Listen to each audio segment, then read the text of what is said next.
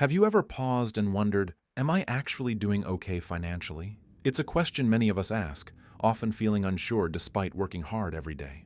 What if I told you there are clear signs showing that you're financially doing well, even if it doesn't quite feel like it? Today, we're diving into the 4 signs that prove your financial health is strong. Ready to rethink what financial success looks like? Let's get into it. Sign 1. You have control over your cash flow. Let's start with something that seems basic, but is actually a huge financial win. Do you know exactly where your money goes every month? Not just a rough idea, but a real, clear picture. If you do, you're already ahead of most people. That level of awareness is called cash flow control, and it's one of the strongest signs that you're financially healthy, whether or not your bank account looks impressive right now. Why is this so important? Because financial chaos often begins with not knowing how much you earn after taxes, not knowing where the small leaks are, those $5 daily coffees, random subscriptions, or impulse purchases. When you don't track what comes in and what goes out, your money ends up controlling you instead of the other way around. But if you're the kind of person who has a budget or even a mental checklist of what needs to be paid, when it needs to be paid, and how much room you have left to save or spend, you're not just surviving, you're managing. You're making choices instead of reacting. That's a massive mindset shift. Think of your finances like a car. Cash flow is the steering wheel. When you're in control of it, you're not just coasting downhill with no brakes. You're driving. You decide when to accelerate, slow down, or change direction. And that kind of control brings peace of mind. Now here's the real kicker. You don't have to be rich to have control over your cash flow. Let that sink in. You can earn a modest income and still be in excellent financial shape if you know how to manage it. It's not about how much you make. It's about how intentional you are with what you have. In fact, there are people earning 6 figures who are still living paycheck to paycheck, simply because they're not managing their cash flow. Meanwhile, someone earning far less may be saving consistently, paying down debt, and planning ahead. So, if you're tracking your income, reviewing your bank statements, using apps or spreadsheets to stay on top of your expenses, even if you slip up now and then, you're doing something powerful. You're showing financial maturity. And what about unexpected costs? Those surprise vet bills, car repairs, or forgotten annual subscriptions. If you've started building even a small buffer for these things, that's another sign of control. You're not scrambling. You're prepared. That's a level of calm most people wish they had. It's also worth noting that financial control is habitual. It's not a one-time win. It's something you practice over time, like going to the gym or learning to cook. The more you do it, the easier and more natural it becomes. So here's the big question. When was the last time you reviewed your spending? Not in a judgmental way, but just to see the patterns. Are there areas where your money's leaking without your permission? Could you redirect some of that toward your goals? If you've already got this habit going, congratulations. You're financially healthier than you probably give yourself credit for. And if you're just starting, that awareness alone is a sign that you're moving in the right direction. Because when you control your cash flow, you control your future. And that's the foundation of true financial strength. Sign 2, you're investing in your future. Here's something that quietly separates the financially stable from the financially stuck. They don't flinch when it's time to check their numbers. No more dodging the bank app.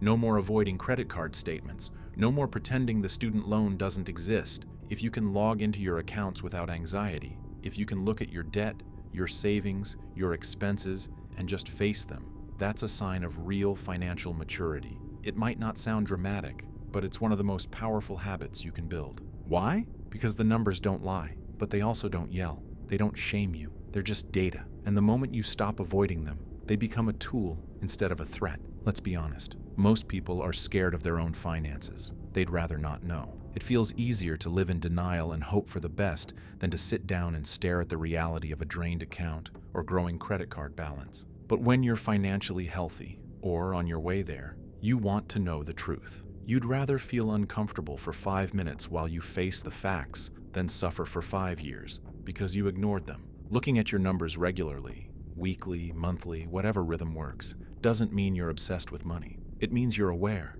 You're the CEO of your life, and a good CEO knows the company's numbers. That awareness gives you power, because when you know the numbers, you can spot problems early. You can course correct. You can make smarter decisions with confidence. It's not always pretty, but it's real. And real is where progress starts. Here's the thing. Your numbers aren't a judgment of your worth. They're just a snapshot. Maybe it's messy right now. Maybe you're in debt. Maybe your income isn't where you want it to be. But if you're facing it with your eyes open, you're already ahead of the game. You're not waiting for a crisis to wake you up. You're awake now. Think about how empowering that is. Let's take credit cards, for example. Do you know how much interest you're paying each month? Or how long it'll take to pay off the balance if you only make the minimum payments? Most people don't. They swipe and hope, but not you. You're reading the fine print. You're checking due dates. Maybe you've even made a spreadsheet or downloaded a budgeting app. That willingness to engage with the reality of your situation is a massive win. And if you're still in the early stages, still trying to build the habit of checking your accounts, here's a small trick. Schedule it. Make it a routine every Friday morning or the first day of each month. Keep it short and honest. No judgment, no guilt, just data. Because money, at the end of the day, is math and behavior. And when you're not afraid to look at the math, your behavior naturally starts to shift. So if you've made peace with opening the bills, if you can glance at your net worth without spiraling, if you're willing to look at what's real, you're doing better than you think. That courage, it's financial muscle. And the more you flex it, the stronger you become. Sign 3, you've learned to say no. Let's talk about one of the most underrated signs of financial strength, your ability to say no. Not out of fear, not out of scarcity, but out of clarity. Because here's the truth. Saying no isn't about being cheap. It's about being in charge of your time, your money, and your long-term vision. It's a quiet kind of power, one that doesn't scream, but speaks volumes. When you're financially stable, no becomes easier. It's not emotional, it's not reactive, it's just strategic. You know your priorities, you've got a plan, and if something doesn't align with it, even if it's tempting, you can walk away. Think about how rare that is. Most people say yes because they're trying to keep up. They don't want to look broke, feel left out, or disappoint someone they care about. So they say yes to dinners they can't afford, trips they haven't budgeted for, gadgets they don't need, subscriptions they forgot they even had. But when you've grown financially, you've trained that internal muscle. You pause, you think, and sometimes you say no, even if everyone else is saying yes. Not because you can't afford it, but because you know exactly where your money is going and why. It could look like this: saying no to another round of drinks when you've already hit your budget for the week. Turning down that flash sale on shoes you don't actually need just because it's 40% off. Telling a friend, hey, I'd love to hang out, but I'm staying in this weekend to hit a savings goal. That last one, it takes guts, because sometimes financial boundaries don't just protect your bank account, they protect your peace. And here's the twist. Saying no doesn't mean you're not generous. In fact, financially healthy people are generous, but on their own terms. They give intentionally, not impulsively. They know the difference between helping someone and hurting themselves. You've probably felt the shift already. At first, it stings a little. You feel weird saying no, maybe even guilty. But over time, something clicks. You start seeing your bank balance stabilize. You start hitting goals faster. You start realizing that every no you say to short-term temptations is a yes to long-term freedom. And that's addictive. This isn't just about money. It's about self-respect. It's about knowing that your future matters more than impressing someone for 5 seconds. It's about aligning your spending with your values, living with intention, not reaction. So if you've learned to say no without flinching, if you can turn down something fun today because you're building something bigger for tomorrow, that's not a weakness, that's wisdom. And the people who mind, they'll get over it. The people who matter, they'll respect it. And the future you're building, it'll thank you. Every no you say with purpose becomes a brick in the foundation of your financial freedom. Sign 4. You plan for boring things. You know you've hit a different level of financial maturity when you start getting excited about the boring stuff. We're talking about insurance, emergency funds, maintenance schedules, budgeting spreadsheets. Not exactly topics that make your heart race, but here's the thing.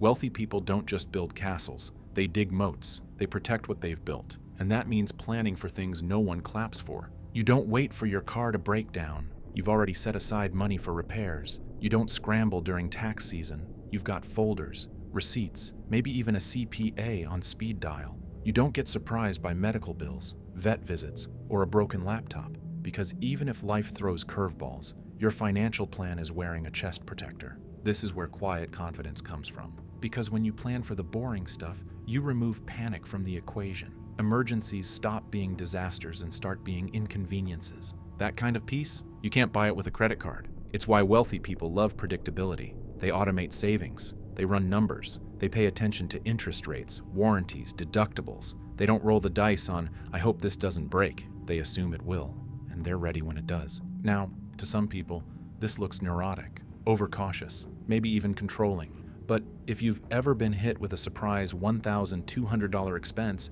and didn't even blink, that's not control. That's freedom. It's the freedom to handle chaos calmly, the freedom to move forward without debt, the freedom to help others when they're struggling because you're not. And here's the deeper truth. Planning for boring things doesn't make your life boring. It makes your life smoother, more stable, less dramatic. Because money emergencies are often just the result of lack of planning, not lack of money. It's not that your tire blew out. It's that you didn't have a car repair fund. It's not that the dentist visit was unfair. It's that you didn't budget for biannual checkups. And look, we've all been there, scrambling, swiping credit cards, hoping payday comes before the next crisis. But when you level up, you stop playing defense. You start playing offense. You build buffers. You prep for maintenance. You calendar the oil change, the annual checkup, the insurance renewal, and the wildest part? You find peace in the planning. You find power in the preparation. Because your future self, it doesn't need a superhero. It just needs you to be disciplined today. So yeah, it might not be flashy. Nobody's cheering because you set aside money for a home repair. No one's posting about how responsible you are for getting renter's insurance. But deep down, you know, when you plan for the boring things, you're saying this: I'm not hoping life goes well. I'm preparing for when it doesn't. And that's what strong, stable, wealthy people do.